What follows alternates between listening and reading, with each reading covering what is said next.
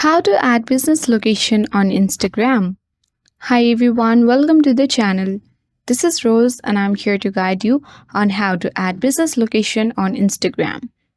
Watch the video till the end and without any further ado, let's dive right into the video. Launch Instagram application on your device. Sign in to your account. Tap the profile icon at bottom right corner of the screen. Make sure that you switch your personal or business account to a professional account. After that, select the Edit Profile at bottom left corner of the screen. You will get access to this section where you have to select Contact option.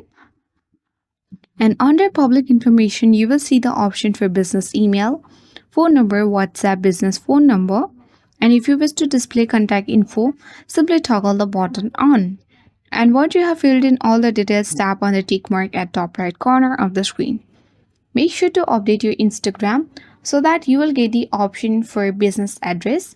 If you have business address option available, simply fill in the details so that you can easily add the business location on Instagram. If you don't have the option, you simply need to subscribe our channel so that you can get the latest updates about Instagram.